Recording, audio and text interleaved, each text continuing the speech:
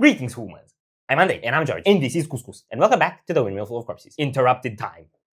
Interrupted time? Yeah, because it's got dots in it. Because it's got dots in it, because it's T.I.M.E. Yes. Okay, I think it's an acronym. Like, I think it might actually stand for something. I do not know what. Yeah, there was something like that going on with R.E.D off of Simone Solo's album as well. She had R.E.D as an abbreviation. Yeah, and it actually meant something like Rise, Evolve, Dominate or something like that. Huh. It was about AI, I think. Okay, so this is, I think, the third or fourth, depending on whether The Ghost in Me will be on the album, from the upcoming Epica album Aspiral. Yes. Which has a weird artwork. Yeah, it has their ugliest artwork yet. And the first singles were really, really good. And what we mean by that is they sound exactly like Epica. Yes, which is what you'd expect from Epica. Yes. Who have done nothing other than sounding like Epica for the last 20-something years. Yes. I mean, no. This flashes me back to the skeleton key. Even more. This really flashes me back to the skeleton key.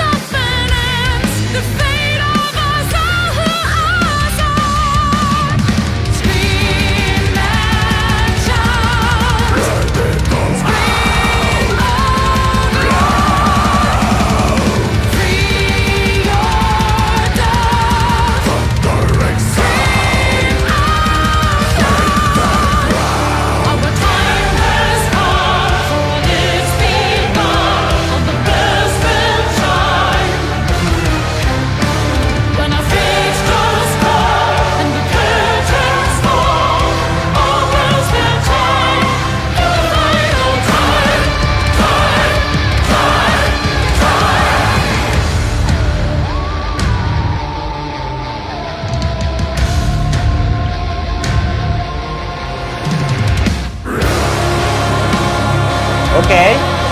Twist.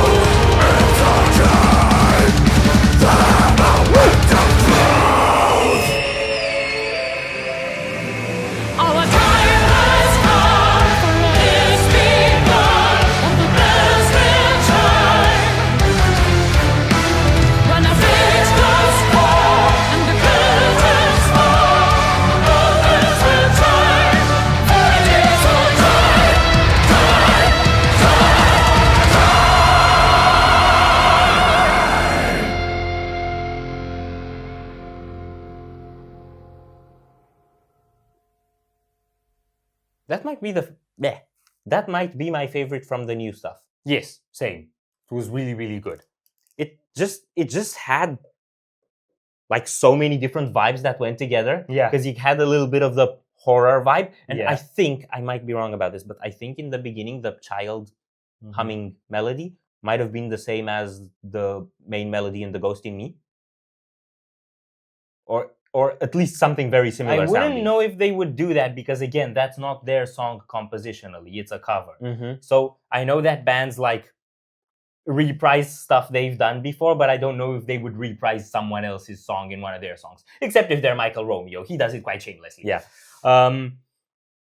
But yeah, the kick snare groove on the verse is such a flashback to Kingdom of Heaven Part 3, the Antediluvian Universe. That's a mouthful. Kingdom of... Okay. The 13-minute long song from the last album from Omega. Yes. It has all the verses have this like really groovy sort of kick snare that's just like chugging for a couple of bars and then running for a couple of bars and then falling back. Mm-hmm. And they were doing the same thing here, and they're so good at that. I think Epica actually has the best riffs for a kick snare drum foundation that I can think of. It's just so groovy. Yeah, it's cool that like Epica is one of the riffiest symphonic metal bands, and that's always going to be something that I'll appreciate about them, because symphonic metal always almost tries to be lighter, I feel. Yeah. In order to bridge that gap between the vocals and the metal, but they keep the metal elements properly metal. Yeah. Then again, there's Flesh God Apocalypse. Mm-hmm. And anyone who says Flesh God Apocalypse isn't symphonic metal, you don't always need a girl singing for it to be symphonic metal. Yes. Yeah. Really cool vocal lines. I really like the interplay with the screaming and the clean. I really like the bridge part. That's where they have the interplay, where you get them like over the pseudo blast beat type thingy. Yeah, that was really cool. That was really aggressive. Mm-hmm. I think it was the heaviest stuff they've done on the new songs so far. Yeah. I also find it just really funny that she says scream and shout, and then Mark's face shows up screaming and shouting. It's like, I'm sure they thought about that. Yes. That's not random. It's not coincidental. Mm-hmm. I didn't follow much of what's really happening in the video, aside from the fact that you have basically motifs from the album artwork behind them, and like the hourglass and references to time. But I think it's probably green screen shot, just Simone and Mark, and everything else is effect behind them. Yeah, I think they probably just did that. Yeah. Still looked good though, so I don't have a problem with it. I'm really hyped for this album. I think it's going to be great. I don't have a problem with it either. I'm really curious if they're going to still have like an antediluvian universe type thing, because I feel like the newer stuff has been like a bit more reductive and a bit more simplistic than their formula on the previous albums. I wouldn't know. I don't mean that as a negative. I just felt like they were a bit more to the point. Yeah, but if you're thinking back to Omega, the first singles they put out were Abyss of Time and Freedom, what's it called? The Wolves in Me or something like that. The Wolves Within. Yeah, actually those. And then Rivers. They were all very straightforward. They picked their singles. Yeah. Then the album was going in so many places. Mm-hmm. So I'm still hoping for a long song. At least 9 minutes. Yes. They have to do that. They've been doing that on every album, literally. Yes. Are we done here? No. So if you enjoyed this reaction, we'd greatly appreciate the likes and shares. And if you want to see more, don't forget to subscribe with bells on. Thank you very much for stopping by. We hope you enjoyed your stay, and we'd love to see you back at the Windmill very soon. Corpses out.